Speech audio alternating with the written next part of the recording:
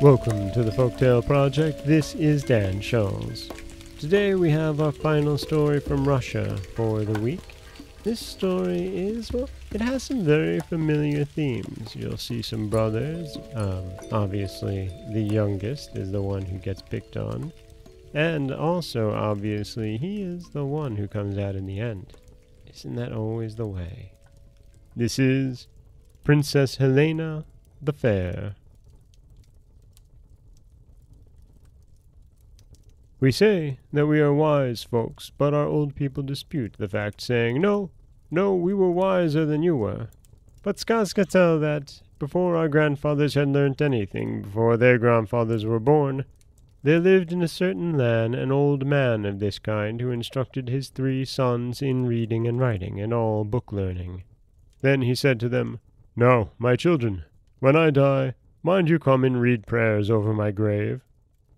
Very good, father, very good, they replied. The 2 elder brothers were such fine, strapping fellows, so tall and stout. But as for the youngest one, Ivan, he was like a half-grown lad or a half-fledged duckling, terribly inferior to the others. Well, their old father died. At that very time there came tidings from the king that his daughter, the Princess Helena the Fair, had ordered a shrine to be built for her with 12 columns and 12 rows of beams. In that shrine she was sitting upon a high throne, and awaiting her bridegroom, the bold youth who, with a single bound of his swift steed, should reach high enough to kiss her on the lips. A stir ran through the whole youth of the nation. They took to licking their lips and scratching their heads and wondering to whose share so great an honor would fall. Brothers, said Vanyusha, our father is dead. Which of us is to read prayers over his grave? Whoever feels inclined, let him go, answered the brothers. So Vanya went. But as for his elder brothers, they did nothing but exercise their horses and curl their hair and dye their mustaches. The second night came. Brothers, said Vanya, I've done my share of reading. It's your turn now. Which of you will go? Whoever likes can go and read. We've business to look after. Don't you meddle. And they cocked their caps and shouted and whooped and flew this way and shot that way and roved about the open country. So Vanyusha read prayers this time also, and on the third night too. Well, the brothers got ready their horses, combed out their mustaches, and prepared to go next morning to test their mettle before the eyes of Helena the Fair. Shall we take the youngster? They thought. No, what would be the good of him? He'd make folks laugh and put us to confusion. Let's go by ourselves. So away they went. But Vanyusha wanted very much to have a look at the Princess Helena the Fair. He cried bitterly, and went out to his father's grave. And his father heard him in his coffin and came out to him, shook the damp earth off his body, and said, Don't grieve, Vanya. I'll help you in your trouble. And immediately the old man drew himself up and straightened himself, and called aloud and whistled with a ringing voice, with a shrill whistle. From goodness knows whence appeared a horse, the earth quaking beneath it, a flame rushing from its ears and nostrils. To and fro it flew, and then stood still before the old man, as if rooted in the ground, and cried, What are thy commands? Vanya crept into one of the horse's ears, and out of the other, and turned into such a hero as no skazka can tell you, or no pen can describe. He mounted the horse, set his arms akimbo, and flew, just like a falcon, straight to the home of the Princess Helena. With a wave of his hand, with a bound aloft, he only failed by the breadth of 2 rows of beams. Back again he turned, galloped up, leapt aloft, and got within 1 beam row's width. Once more he turned, once more he wheeled, then shot past the eye like a streak of fire, took an accurate aim, and kissed the fair Helena right on the lips.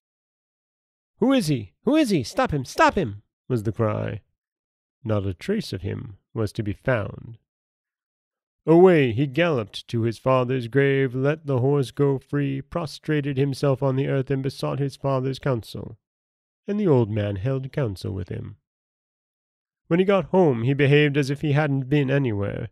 His brothers talked away, describing where they had been, what they had seen, and he listened to them as of old.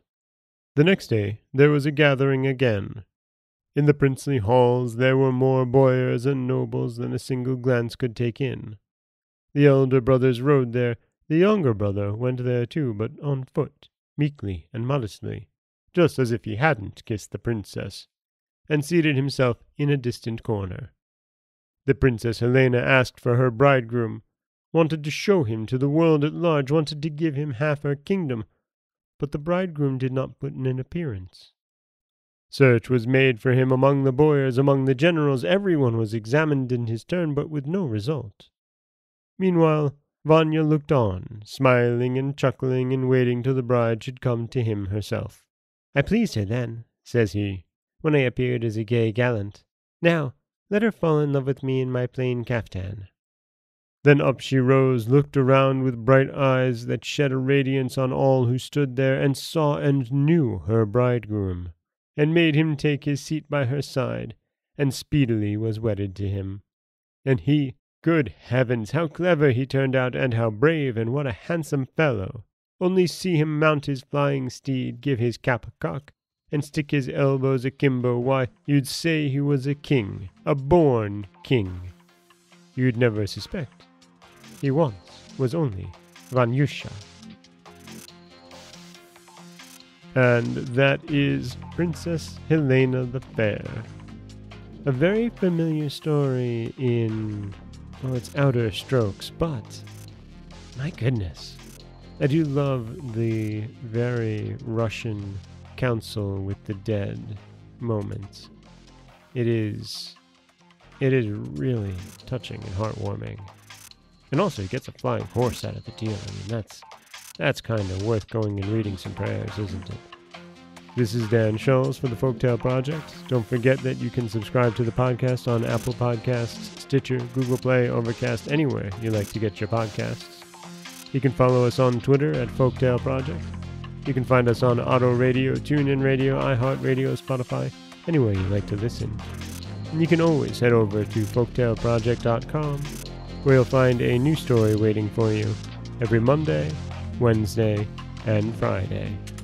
Next week, we'll be back with 3 new tales. As always, thank you so much for listening.